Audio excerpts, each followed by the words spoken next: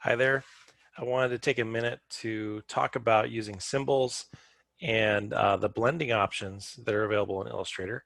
They can help you in a variety of ways in your artwork. So let me share the screen and we'll get underway. So symbols, you can imagine, are kind of like the clip art of Illustrator. There are pre-made symbols that are inside Illustrator that you can open and use, but you can also create your own. And those can then be repurposed for your artwork. It's a way of speeding up your process. I'm going to go ahead and open the symbols palette and show you what they look like. So inside symbols, you have a variety of these existing ones. If you go to the library button, you can find other symbols that are stored in the catalog of images. I'll just click on Mad Science and see what I get.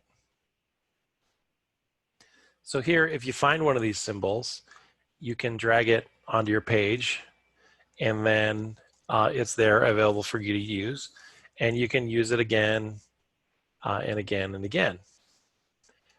Now, the benefit of doing that is you can also edit these symbols, and they will then re-edit all the different instances of that symbol inside your document. Now, if you're just doing a couple random things where you just need these symbols in a couple spots in your artwork, that's not a big deal. But if you've used a lot of symbols, it's useful to be able to edit and then revise those later. So for example, let's say this symbol I'm using in my document a few times, but I want to change the color. Instead of having to go around and individually change the color of all those items, what I'm going to do now is I'm going to vectorize this symbol and then resave it over the old one, and you'll see what will happen. So I'm going to go to the object menu, and I'm going to click on expand. Now what expand is going to do is it's going to vectorize that shape and make it editable. So I'm going to click on object fill, OK. Now it's a traditional vector shape with selectable edges and colors and so on. So let's say I select this piece and I change it to a blue. I decide, okay, that's better. That's how I want my symbol. Now I'm going to take that and I'm going to drag and drop it into my symbols palette. I'm going to click new symbol and click OK. So now I've got, oh, you know what I did wrong? I should have put it over the top of the original symbol. I didn't notice. Oops. The symbol I'm using, this purple one, showed up in my symbols palette, not in the Mad Science collection. What I'm looking for is this original instance of that symbol that's on my page. And what's going to happen is if I take this edited version and I put it over the top of the original and I hold Option while I do it, it highlights the little icon. It's hard to see here, but it highlights the little icon. I'm holding Option and it has a little plus symbol. And what it's going to do is update that symbol, that instance. And you'll see then it went and updated all the other symbols. So that's one way to use a symbol, is you've got a symbol stored in your library. You use it on your design, and then if necessary, you modify it, and it will then modify the remaining symbols on your page. All right, let's look at another way to use symbols. There are symbol tools. And if you click on your toolbar, if you have the advanced toolbar open, you'll see a little spray can. This is the symbol sprayer. You have symbol sprayers, shifter, scruncher, sizer, spinner. Somebody had fun when they named these tools. But let's try the sprayer. The whole point of this tool is to randomly apply a symbol to a document page. And notice how it's filling the page, but it's doing it kind of randomly. I'm pressing my mouse, and I'm clicking and dragging. and it's randomizing the positioning of those symbols on my page. You can't really deliberately decide where to put the symbols, but this is a nifty little feature where it's just dropping the symbols onto your page. But let's try something else, the shifter. Well, the shifter, reorients and moves those symbols. The scruncher is going to shrink them or scale them. So what you want to get used to is that this tool is not meant to be precise. It introduces randomization to your drawings. And so let's say you're trying to create a background, fill it up with random objects. Well, if you draw just a few of them, throw them into your symbols, and then drop them onto your page using the sprayer, you can scrunch and reposition and add them to your page without a lot of trouble. There's also a sizer, a spinner, so you can change their direction so they're not all pointed the same way. There's also a screener or a stainer. So stainer makes them semi-transparent. So it actually,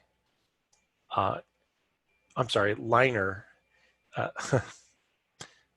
Stainer makes them lighter in color. Screener makes them transparent, semi-transparent. So you can play with the symbols with these tools, and there's no right or wrong way to use them. You're just using them for artistic or random purposes. Now, I'm not going to cover it in this video, but symbols are also useful when making graphs and pie charts. And there is a way to attach a symbol to data and then use that symbol in your graph or your artwork. And so a lot of people make decorative graphs and pie charts that way. All right, I'm going to go ahead and move these across the page. There's another way you can work with a symbol or any object for that matter. And let's try it here. I'm going to go ahead and keep using this little nuclear symbol or whatever it is.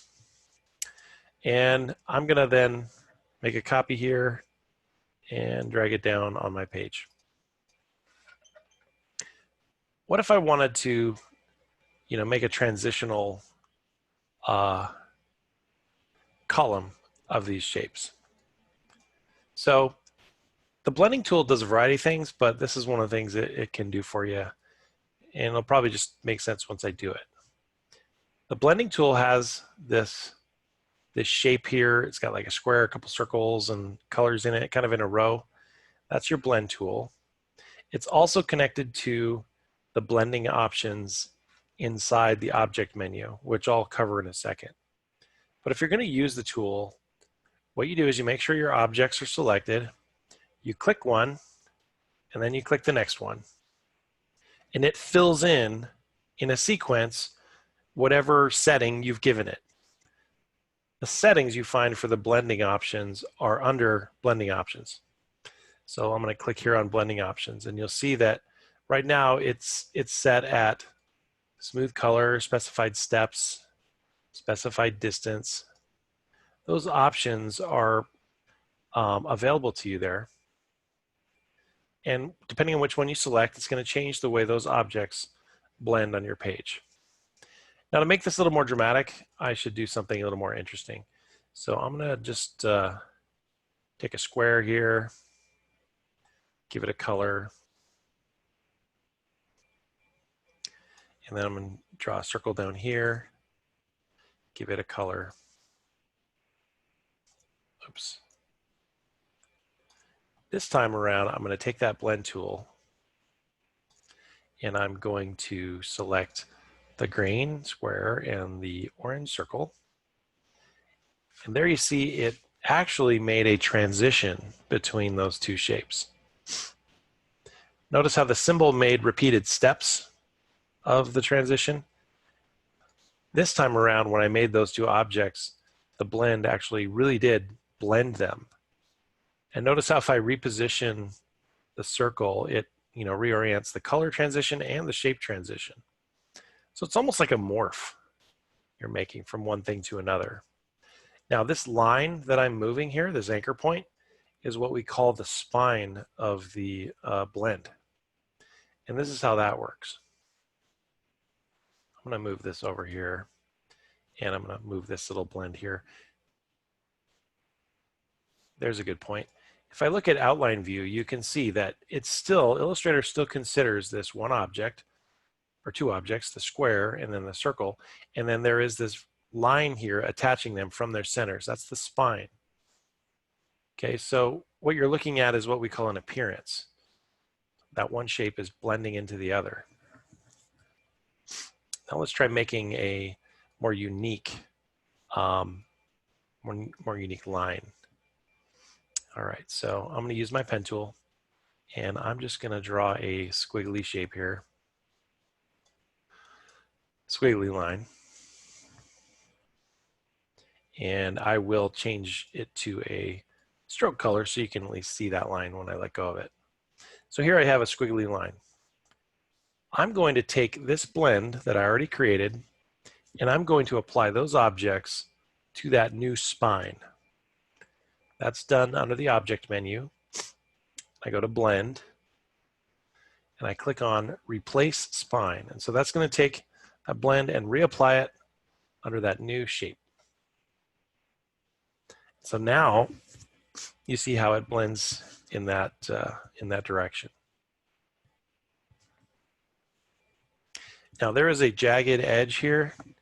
That's a little bit of a screen redraw, so that should be smooth when it renders. But it does indicate that this is accomplished by essentially making hundreds of little repeated shapes transitioning from one to the other.